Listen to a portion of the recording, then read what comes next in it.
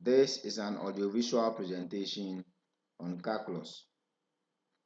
Calculus is of two parts. We have differentiation and integration. Now, let's start with differentiation. Considering the graph as shown, y equals x squared is a curve. Y equals x squared is a curve. Now, assuming we have these 2 points on the curve, we have the first point with the x coordinate 3 and y coordinate 9. We have the second point with the x coordinate 4 and y coordinate 16. Now, let the first point be P. That is 3, 9, where 3 is the x coordinate and 9 is the y coordinate. And now, let the second point be Q1, 4, 16, where 4 is the x coordinate of the point Q1 and 16 is the y coordinate of the point Q1. Now, when we draw a line from P to Q1, it's a straight line. That is the line joining the 2 points. Now, we know that the gradient of a line is given by y2 minus y1 divided by x2 minus x1. Let's consider this tangent line. And a tangent is a line that touches the curved surface at a particular point. Now, this tangent line touches the curve y equals x squared at the point P, 3, 9, where 3 is the x coordinate and 9 is the y coordinate. Don't forget that the gradient is equal to y2 minus y1 over x2 minus x1. Now, assuming we are finding the gradient of the line PQ1, that is the gradient of the line joining P and Q1. Now, the coordinate of P is 3, 9 and the coordinate of Q1 is 4, 16. Take note that with the first point P, the x coordinate is 3. That is, so it means that our x1 is 3 and the y coordinate is 9. That means our y1 is 9. Now, with the second point Q1, we have 4, 16. That means that our x coordinate is 4. It means our x2 equals 4 and the y coordinate is 16. That means that y2 equals 16. So the gradient, which is equal to y2 minus y1 over x2 minus x1, will now be 16 minus 9. That is the y2 minus y1 divided by 4 minus 3. That is x2 minus x1. Now, 16 minus 9 is equal to 7. Divided by 4 minus 3 equals 1. So when we divide 7 by 1, the answer is 7. That means that the gradient of the line joining P and Q1 equals 7. Now let's proceed. Assuming we've located another point Q2 on the curve y equals x squared. The x coordinate of the point Q2 is 3.7 and the y coordinate of the point Q2 is 13.69. Now, how do we find the gradient of the line PQ2? We can see the line joining PQ2. Take note that the gradient is still y2 minus y1 over x2 minus x1. So when we consider these 2 points, P and Q2, the coordinate of P is 3, 9, and the coordinate of Q2 is 3.7 and 13.69. So the gradient of PQ2 will be equal to y2, that is 13.69, minus y1, that is 9. And that is how come we have 13.69 minus 9 divided by x2 is 3.7 minus x1 is 3, because we are considering the distance from P to Q2. That is the gradient of the line PQ2. So the gradient is equal to 13.69 minus 9 divided by 3.7 minus 3. Now 13.69 minus 9 is equal to 4.69. And 3.7 minus 3 equals 0.7. When we divide 4.69 by 0.7, this is equal to 6.7. That means that the gradient of the line PQ2 is equal to 6.7. Now, assuming we have also located another point, Q3, take note that we are moving closer to the point P. We are moving closer to the point P. So assuming that we have gotten another point on the curve, Q3, the x coordinate is 3.4 and the y coordinate is 11.56. So if you are finding the gradient of the line joining P and Q3, that will be 11.56, that is y2 minus y1, that is 9, divided by x2, that is 3.4, minus x1, that is 3. So the gradient will be 11.56 minus 9 divided by 3.4 minus 3. And 11.56 minus 9 is equal to 2.56 divided by 3.4 minus 3 equals 0.4. And this is equal to 6.4. So the gradient of the line PQ3 is equal to 6.4. Now, let's look at this. When we calculated the gradient of the line PQ1, we had 7. When we calculated the gradient of the line PQ2, we had 6.7. When we calculated the gradient of the line PQ3, we are 6.4. Now, when we look at what is happening, you realize that as we move closer to P, as we move the point closer to P as shown, the gradients start to decrease from 7 coming down. Now, when we continue moving the point closer to the point P, it gets to a particular point where the gradient of the line will be equal to 6. Where the gradient of the line will be equal to 6. That is, as we move closer to the point P, as we move closer to the point P, the gradient of the line between the point P and the other point closer to the point P will give us a value almost approximately equal to 6. Now there is something I'm going to show you here. So let's continue. Considering the curve y equals x squared, don't forget that this was our tangent line and the point P was 3, 9, where 3 is the x coordinate and 9 is the y coordinate. Now, y equals x squared is the equation of the curve. Y equals x squared is the equation of the curve. dy dx is equal to the gradient function. When you write dy dx, that means that we are differentiating y with respect to x. We are differentiating y with respect to x. So dy dx is what we call the gradient function. Now, how do we differentiate?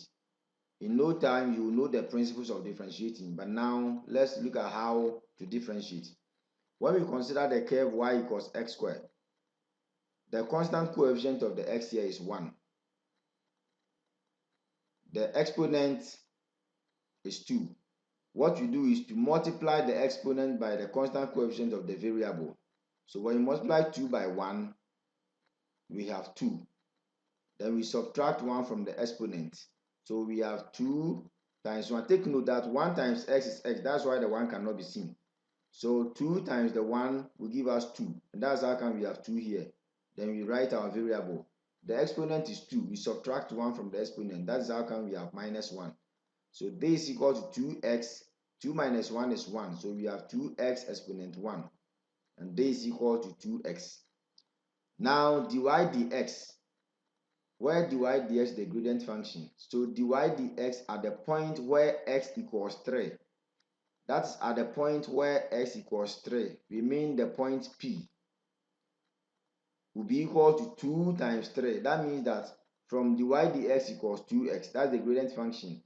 if you want to find the gradient at the point P, we need the x coordinate. So wherever we see x in the gradient function, that is dy dx equals 2x, we have to substitute it by 3. So instead of 2x, we have 2 times 3 because x is equal to 3 and 2 times 3 is equal to 6. That means that the gradient of the curve at the point P, 3, 9 is equal to 6.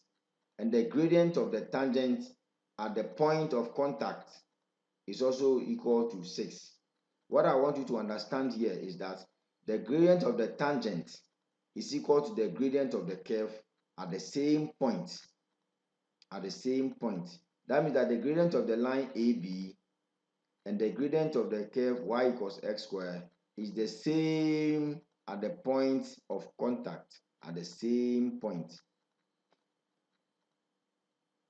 And the answer is 6. Now let's look at the derivative of functions. In general, if you have y equals ax exponent n, we have y equals ax exponent n. N is the exponent. Now assuming a is a constant coefficient and x is a variable. Now when we write dy dx, this expression means that we are differentiating y with respect to x. How do we find dy dx? That is, how do we differentiate y with respect to x? And that is how it's written. This is equal to, we multiply the exponent by the constant coefficient. So we have n times a, and that will give us na. We write our variable, then we subtract 1 from the exponent, that is n minus 1. Take note, if you are differentiating, if you are given y equals ax exponent n, and you are differentiating y with respect to x, it's written as dy dx. So we multiply the exponent by the coefficient, then we subtract 1 from the exponent. That's the principle for differentiation. So we have nax exponent n minus 1. Now let's look at this example. Find dy dx of the following: y equals 4x cubed, b, y equals x exponent 5, y equals 7x exponent minus 3, y equals 5, y equals 2x cubed plus 5x squared, and y equals minus 6x exponent minus 2. Now let's see how best we can find dy dx of the following functions. Now solution A, we have y equals 4x cubed. 4 is the constant coefficient of the variable x, and 3 is the exponent. Now we have to find dy dx. That is, we are asked to differentiate y with respect to x. So we write dy dx. Take note, the rule for differentiation says that you multiply the exponent by the coefficient, then you subtract 1 from the exponent. So the exponent is 3, so we multiply 3 by 4, and that is how come we have 3 times 4. Then we have x exponent 3, then we subtract 1 from the exponent. 3 times 4 equals 12, so we have 12x. Now 3 minus 1 is 2, so we have 12x squared. That means that if y equals 4x cubed, when we find dy dx, the answer is 12x squared. Now let's consider the example in B. Y equals x exponent 5. Take note that here the constant coefficient of x is 1, but 1 times x is the same x. That's why the 1 cannot be seen, but it is there.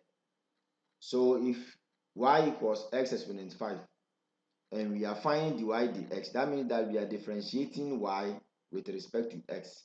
So dy dx will be equal to, we multiply the exponent by the constant coefficient. So we have 5 times 1. That is how come we have 5 times 1. Then we maintain our variable x. Then we subtract 1 from the exponent, so 5 minus 1. Now 5 times 1 is equal to 5. So we have 5x, and 5 minus 1 is equal to 4. So dy dx is equal to 5x exponent 4. Now let's proceed.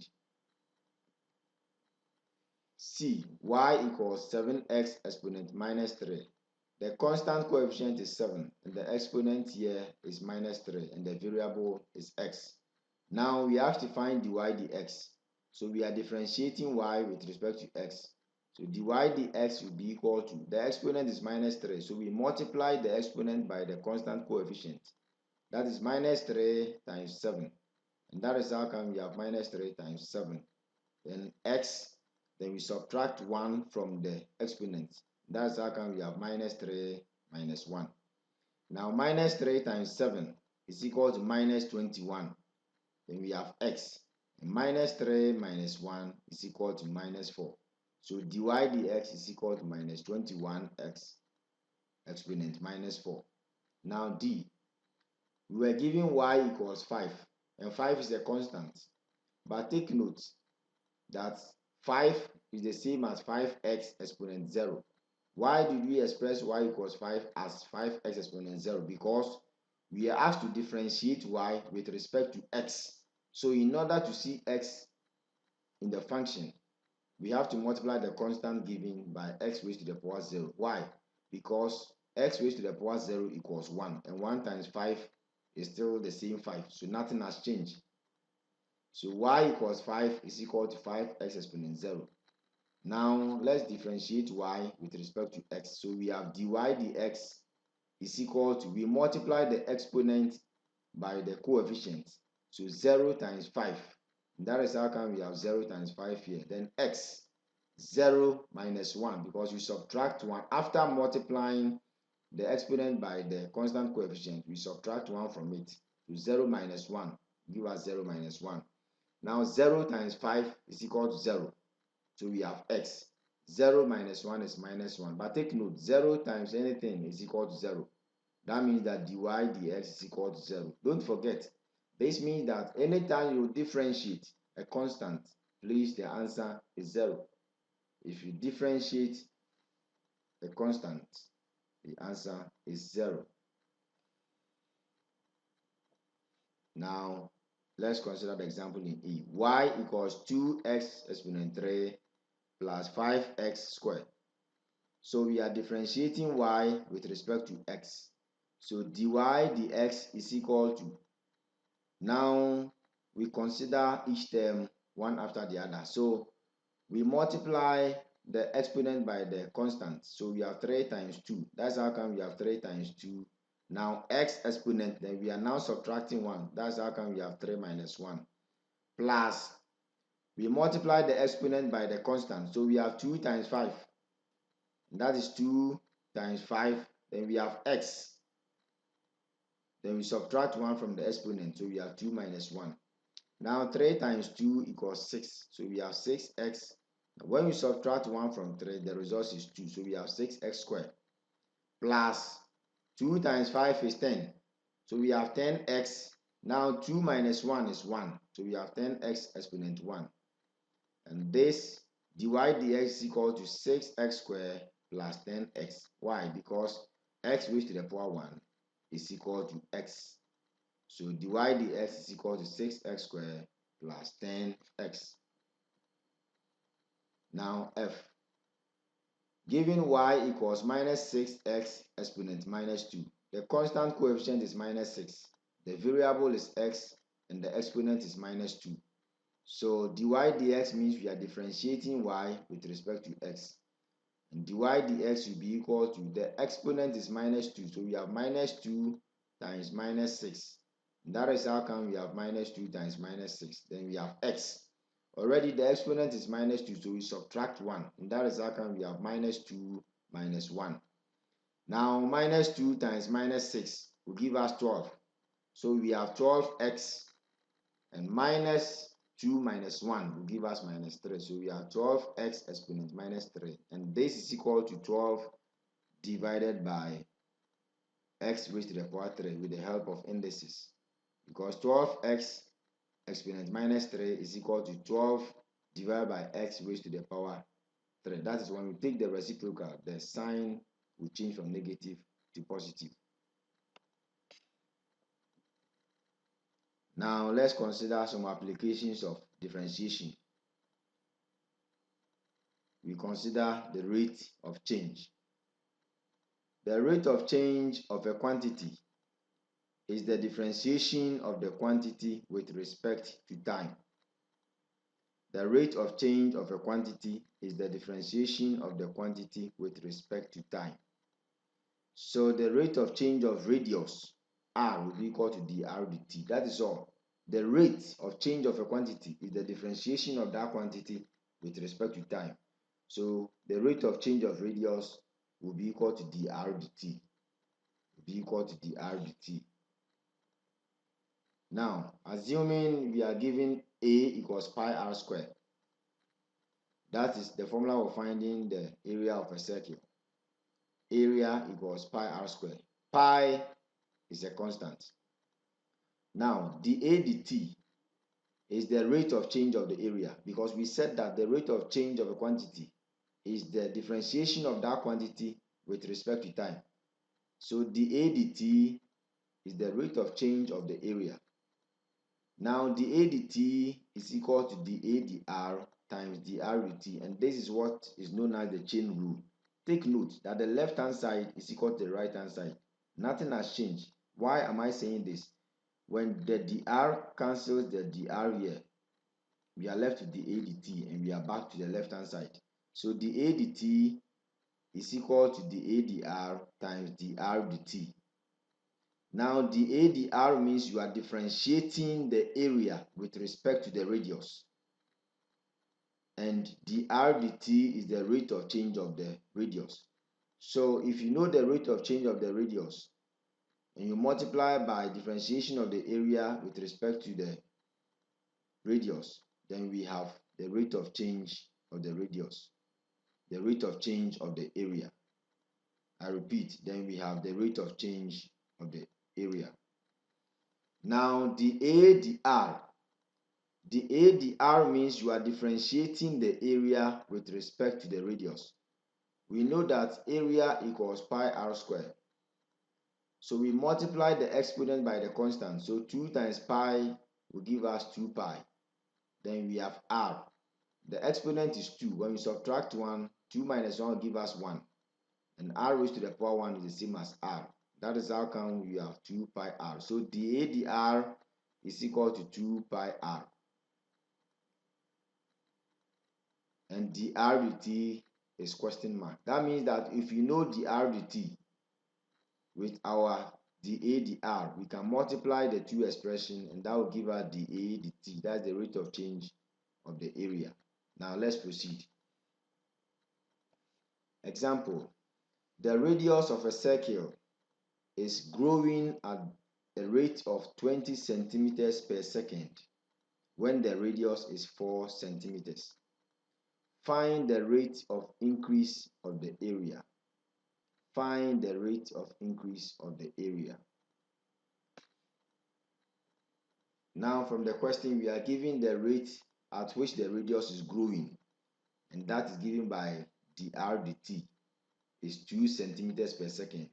We are given the radius to be 4 centimeters. Now the area is given by pi r squared.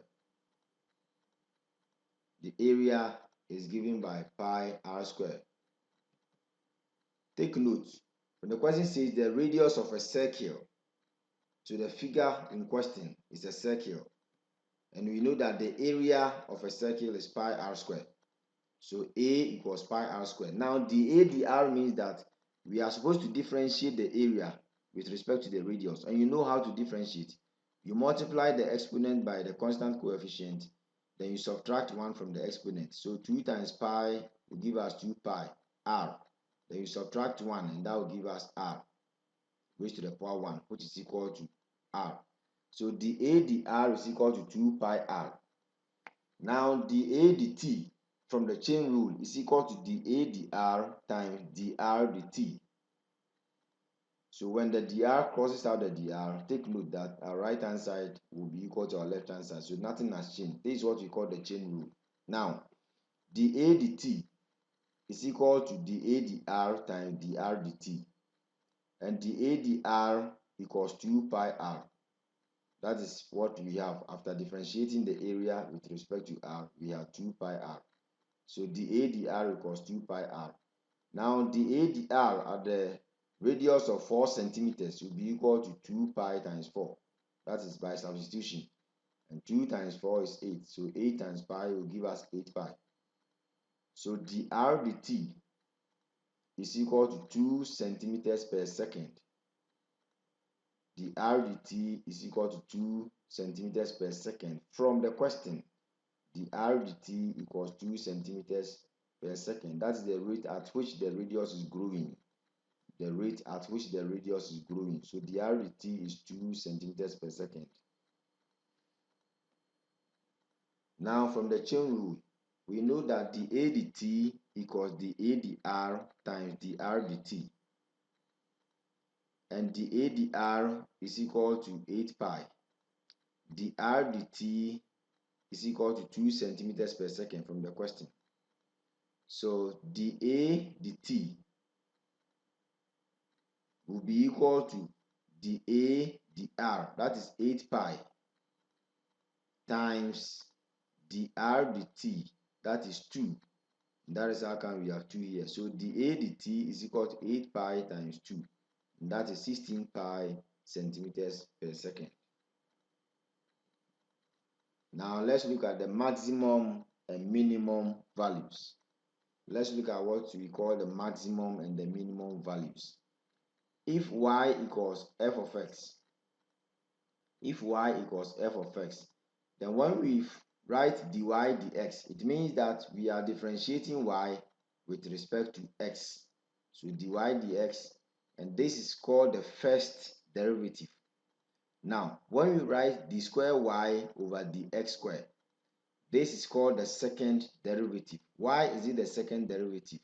It is the second derivative because we have differentiated y equals f of x twice. I repeat, if y equals f of x, when you differentiate y with respect to x, you have dy dx. We call this the first derivative. If you differentiate it again the second time, that is, if you differentiate dy dx, it will be equal to d square y over dx square. This is called the second derivative.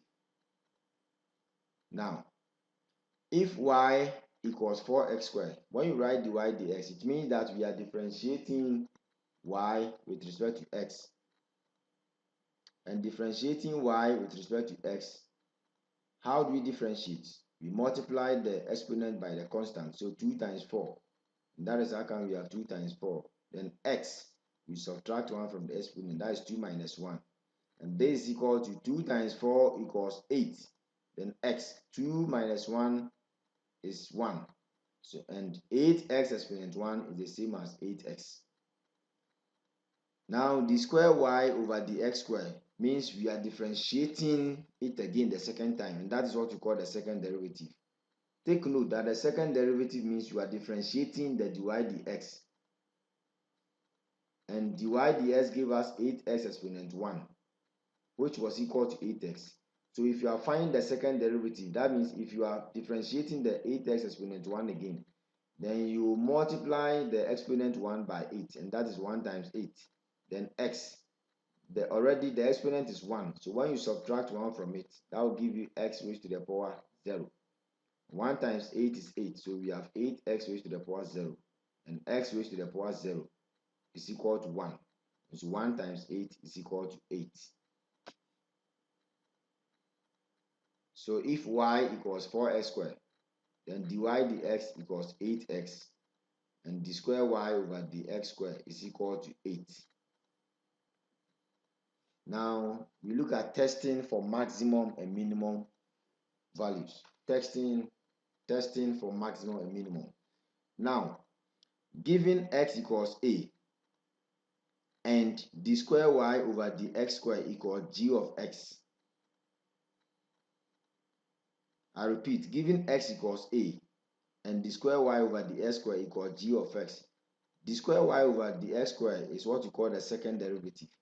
So given x equals a and the second derivative, d square y over dx square is equal to g of x. Let's take note of this. D square y over dx square at the point where x equals the a that was given is equal to, that means you have to substitute, because d square y over dx square is g of x. And so at the point x equals a will be g of a. If after substitution, the answer you are getting is greater than 0, then it means that x equals a, that is x equals a, will give a minimum value. Will give a minimum value. Now let's proceed so you understand it better. Given x equals a and the square y over the x square is equal to g of x. Now, the second derivative, the square y over the x square, at the point x equals a means we have to substitute a wherever you see x. And so this is equal to g of a. Now, if after substitution, the answer you are getting is less than 0, then it means that x equals a, that is the value, will give a maximum value. Will give a maximum value. So if it is less than 0, it will give a maximum value. But if it is greater than 0, it will give a minimum value.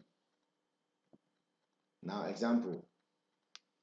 The volume V of a cylinder has been found to be s cubed minus 12x. The volume V of a cylinder has been found to be s cubed minus 12x. Find the values of x for which the volume of the cylinder will be a maximum. The x values given are x equals 2 and x equals minus 2. So you are supposed to find the values of x for which the volume of the cylinder will be maximum. Which of these values, x equals 2 and x equals minus 2, will give us a maximum volume?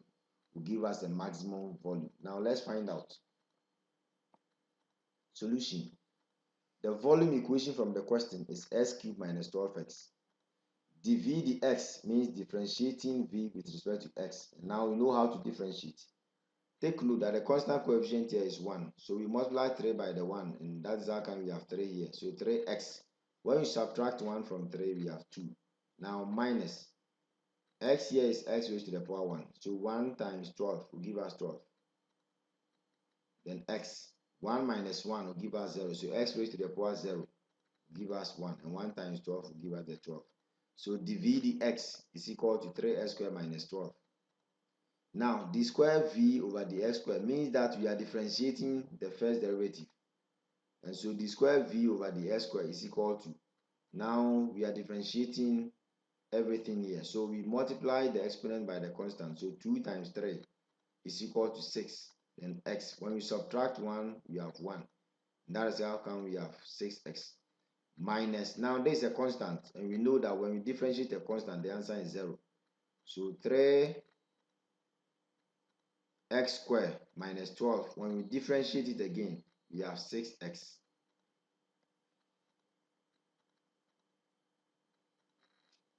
Now d square v over the x square is now equal to 6x. Take note that we were given these two x values, x equals 2 and x equals minus 2. So d square v over the x square, first we substitute x equals 2 into 6x. And that will give us 6 times 2, and the answer is 12. And we know that 12 is greater than 0. That means that this value will give a minimum value. If it's greater than 0, it will give minimum. Now, let's test x equals minus 2. So we substitute minus 2 into 6x. And that's how come we have 6 times minus 2. And 6 times minus 2 is minus 12. And minus 12 is less than 0. So if after substitution, whatever we are getting is less than 0, it means that that value we substituted will give us the maximum value. Will give us the maximum value. I repeat, when you are getting a value greater than 0, the x value you substituted will give you a minimum value. But if you are getting a value less than 0, then that x value will give you a maximum value. Hence, the value of x for which the volume will be maximum is x equals minus 2. Now, integration. This is the second part of calculus. Integration is the reverse of differentiation. What do you mean by this? Now let's look at this.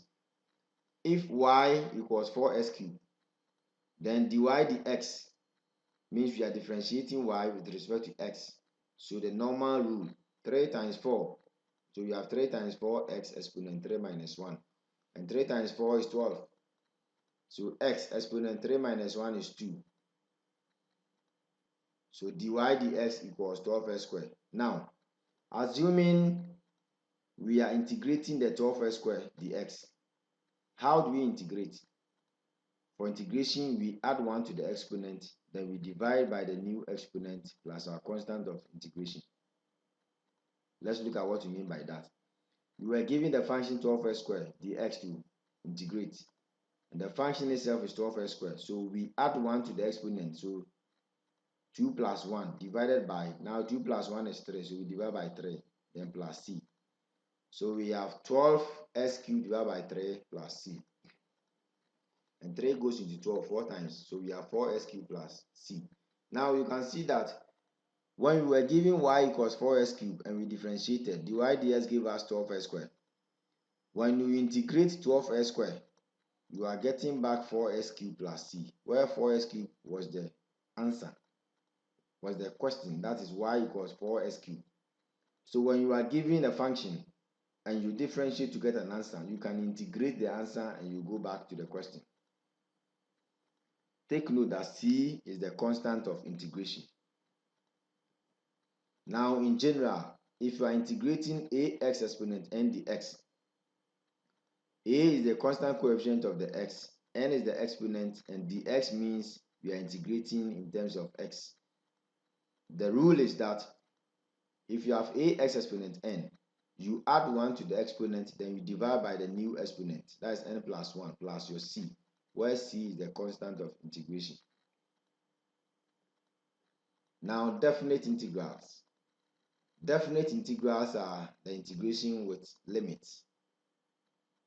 Assuming we are asked to integrate from a to b, f of x dx, this will be equal to f of x ba. Take note, a is the lower limit and b is the upper limit. So after integrating f of x, we have f of x upper limit b, lower limit a. How do we simplify this? First, we substitute our upper limit into the integrated function. So when you substitute b, we have f of b minus, we now substitute our lower limit, that is a into f of x, and that will give us f of a. So integral f of x dx from a to b will be equal to f of b minus f of a. Now let me show you what we mean by this. Example, integrate with respect to x the following: 2x cubed, 4x raised to the power 5, 7x exponent 4 plus 4x. Now a, given 2x cubed dx. Take note that these ones we are not giving the limit, so we call these ones indefinite integrals. The limit are not there. Now how do we integrate? The moment you start to integrate, take note that the integration sign will no more be there. The integration sign will no more be there. So we have 2x3, we add 1 to the exponent, then we divide by the new exponent. So we have 2x exponent 3 plus 1 divided by 4, where from the 4, when you add 3 to 1, you get 4. So plus c. Now we have 2x exponent 4 over 4 plus c. 2 goes into 2 once, and 2 goes into 4 twice. So we have x raised to the power 4 divided by 2 plus c. Now b, integral 4x exponent 5 dx. This is equal to, let's integrate. We add 1 to the exponent, then we divide by the new exponent. So we have 4x, the old exponent is 5, so we have 5 plus 1 divided by 6, where 6 is coming from 5 plus 1 plus your c. Now we have 4x exponent 6 divided by 6 plus c. And 2 goes into 4 3 times, and 2 goes into 6, we have 3 times. So we have 2x exponent 6 divided by 3 plus c. Now c, integral 7x4 plus 4x dx. So how do we integrate? We add 1 to the exponent, then we divide by the new exponent. So this should be 7x 4 plus 1 divided by 5 plus 4x Already the exponent here is 1. So we have 1 plus 1 divided by 2. We have 7x. 4 plus 1 is 5. So 7x exponent 5 divided by 5 plus 4x. 1 plus 1 is 2. So 4x exponent 2 divided by 2 plus c. Now 7x raised to the power 5 divided by 5 plus, take note that 2 goes into 4 2 times. So we have 2x squared plus c.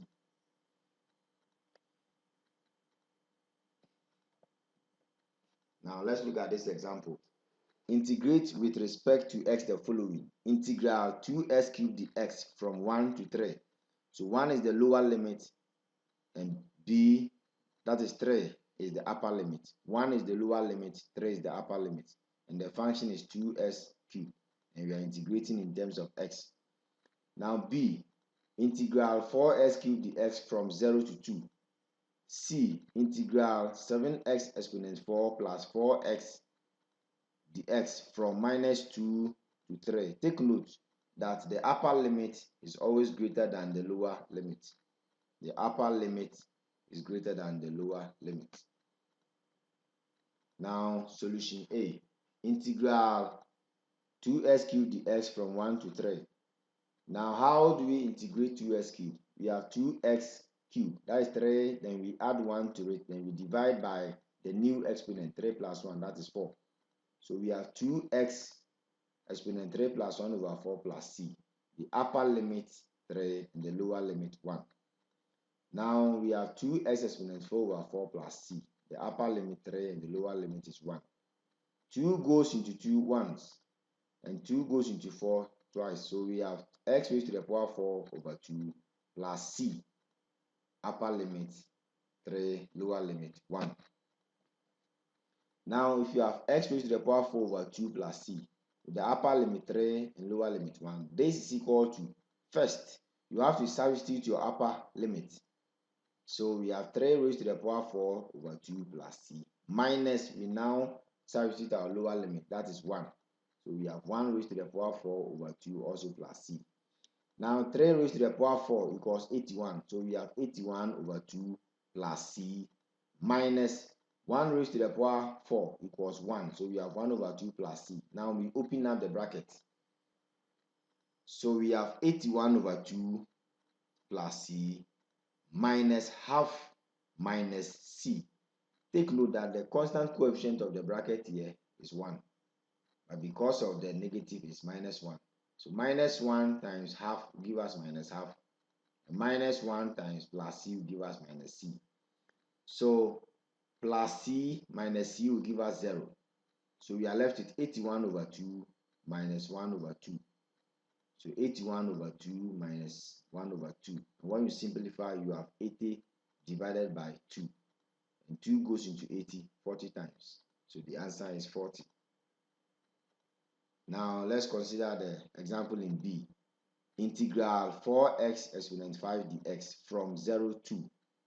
Now we integrate 4x, the exponent is 5, so we add 1 to it and we divide by the new exponent 6 plus c. Upper limit is 2, lower limit is 0.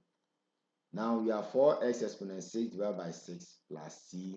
Upper limit 2, lower limit 0. And 2 goes into 4 2 times. And 2 goes into 6 3 times. So we have 2x exponent 6 over 3 plus c. Upper limit 2 and the lower limit is 0. Now we substitute the upper limit first. That is 2. So wherever you see s, you substitute 2. So we have 2 into bracket 2 raised to the power 6 over 3 plus c minus 2 into bracket 0 raised to the power 6 over 3 plus c. Now 2 raised to the power 6 equals 64. And 64 times 2 is equal to 128. So we divide by the 3 plus c minus, take note that 0 raised to the power 6 is 0. 0 times 2 is 0. 0 over 3 is 0. And 0 plus c is c. So minus 1 times the c will give us minus c. And plus c minus c will also give us 0. And this is equal to 128 divided by 3. So the answer is 128 divided by 3. Now the example in C. integral 7x raised to the power 4 plus 4x dx from minus 2 to 3. Upper limit is 3, lower limit is minus 2. So now the normal rule for integration. 7x, the exponent is 4, so we add 1 to it, that is 4 plus 1. Then we divide by the new exponent, 5. Plus 4x, the exponent is 1, so we add 1 to it, that is 4x exponent 1 plus 1. Then we divide the answer by 2. Plus our constant of integration, c. The upper limit is 3 and the lower limit is minus 2. So we have 7x exponent 5 divided by 5 plus 4x squared divided by 2 plus c. The upper limit is 3 and the lower limit is minus 2.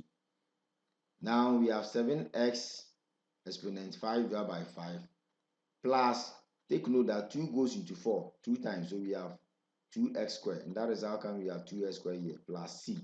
The upper limit is 3 and the lower limit is minus 2. Now we have 7x exponent 5 over 5 plus 2x squared plus c. The upper limit is 3 and the lower limit is minus 2. So we first substitute the upper limit 3 minus, we now substitute the lower limit minus 2. So substituting the upper limit 3, wherever you see x, we substitute it by 3. So we have 7 times 3 exponent 5 over 5 plus 2 times 3 exponent 2 plus c minus, we now substitute minus 2. So we have 7 into bracket minus 2 exponent 5 divided by 5 plus 2 times minus 2 exponent 2 plus c. Now 3 raised to the power 5 equals 243. So you have 243 times 7 over 5 plus 3 squared is equal to 9. So we have 9 over 2 plus c minus, now minus 2 raised to the power 5 is equal to minus 32. So we have minus 32 to multiply 7 divided by 5 plus minus 2 squared is equal to 4. So we have 4 times 2. That is how come we have 4 times 2 here plus c.